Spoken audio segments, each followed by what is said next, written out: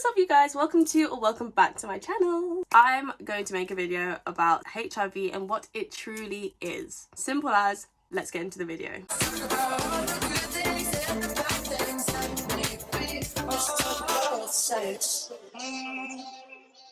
So let's start off with something very simple. Let's start off with what HIV actually stands for. So HIV stands for Human Immunodeficiency Virus. That is H, human, I, immunodeficiency, V, virus. And this is a virus that causes damage to your immune system. I don't know why I said that like it was such a positive thing. This causes damage to your immune system.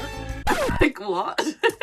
Once you obtain HIV, the virus will stay in your body forever. I would say this is the part that scares people. Although there is currently no active cure for HIV, HIV is still a very, very manageable virus to deal with. As long as you're still taking the correct treatment that you should be, you can live as much of a long, healthy life as someone who doesn't have HIV. And someone HIV positive should expect a normal, long life expectancy.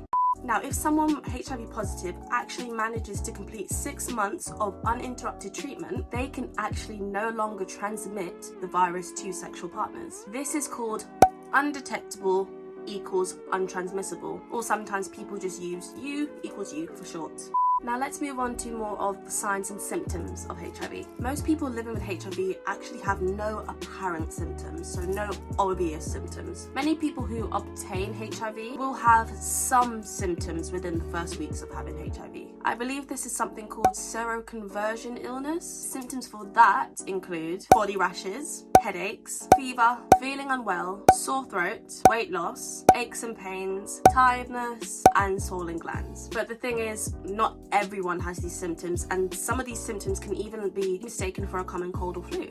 Because some of the signs and symptoms of HIV aren't very prominent, it causes a lot of people to get anxious and question if they even have the virus or not. And the only way to be sure of that is to get tested. Now, a HIV test is recommended to anyone who may fall in the following examples. You or your partner may have a current STI. You've recently had sexual intercourse without a condom, whether vaginal or anal, with a new partner. A person you're having sex with discloses that they have HIV. Sharing needles or using any form of injecting equipment, and this is because HIV is actually a bloodborne virus. Or if you're even pregnant or plan on getting pregnant, it is also then recommended to take a HIV test just to be sure, because this can very much affect the child. If you do happen to have HIV and we're pregnant, you can actually pass this through the child. So HIV affects the body by damaging the body's immune system so that it can't fight off infections. If a person's immune system has been damaged due to the virus over the years, then they would be at risk of developing AIDS.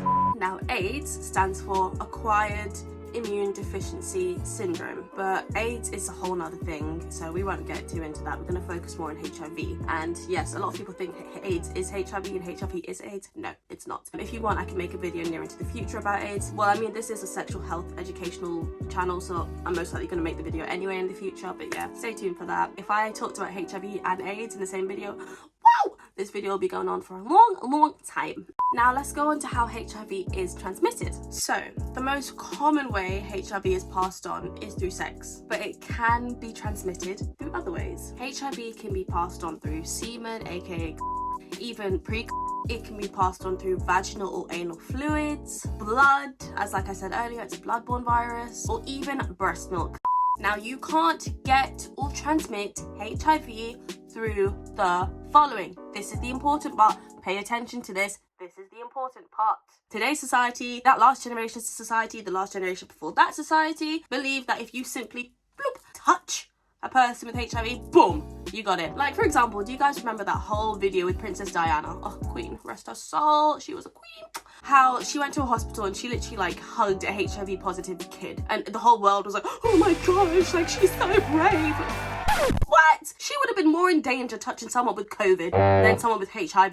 This is why I say it's important to pay attention to the following part of this video and understand how you can and cannot catch the virus. Now pay attention.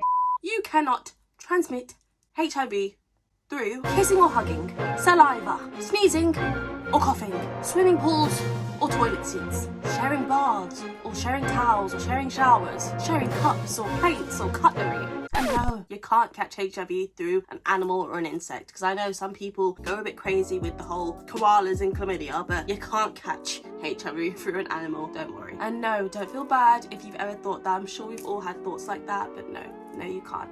I'm here to reassure you, you're good. Now let's discuss how we can prevent catching this lifelong virus. Now first off, the most obvious of all, of course, always use protection, a condom, when you're sleeping with new people or just even current people, or maybe you don't trust your partner, maybe you have a sense that they could be cheating. First of all, don't sleep with them in that sense, they don't deserve that. Even if you're in that situation, just wrap up. It's just not worth having this long-lived virus. When you're having anal sex, make sure of course you're using protection, but also make sure if you're going to be using lube, which you should, make sure that you're using a silicone or water-based lube, as this does prevent the condom from tearing. PrEP is a medication that is also used as a very good way to prevent HIV transmission. PrEP stands for like pre-exposure prophylaxis or something like that. Like, I know I'm in the job that I'm in the career that I'm in, like, for a reason, but please, I'm only human. There are certain words that I can't grasp onto, okay? I'm sure my university lecturers have gone over the word multiple times, but it's something along those lines, like prophylaxis, like pre-exposure, prophylaxis. Go on. It's literally just prophylaxis.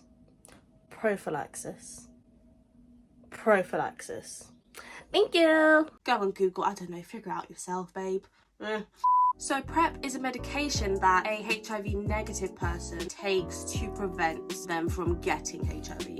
That makes sense. PrEP is a tablet that can be taken before and after sex. Please do not get confused, as PrEP doesn't protect you from other STIs like chlamydia or gonorrhea. So please, regardless, still make sure that you're wearing condoms or protection. Now, PEP is another available medication, and PEP stands for post-exposure prophylaxis or whatever. So you've got PrEP, which is pre-exposure, then you've got PEP, that's post-exposure. And PEP is a medication that should be taken within 72 hours of a risk of exposure to HIV. In like a weird little messed up way, it's basically like the morning after pill, but for HIV. You get what I mean? You take it within 72 hours, so 3 days of the time you feel like you may have had sex with someone who's HIV positive. Maybe they were too shy and were too scared to tell you until the end or something like that. So that's when you run to your pharmacy or clinic or whatever and get that PEP. The sooner you take PEP, the less chance you are likely of catching the virus. PEP, of course, is an emergency treatment, just like the morning after pill, and should be taken in the following circumstances. If you've had vaginal or anal sex with a person who is HIV positive and isn't taken any active treatment for it, and PEP can also be given to people who have gone through sexual assault. Now let's talk about treatment for HIV.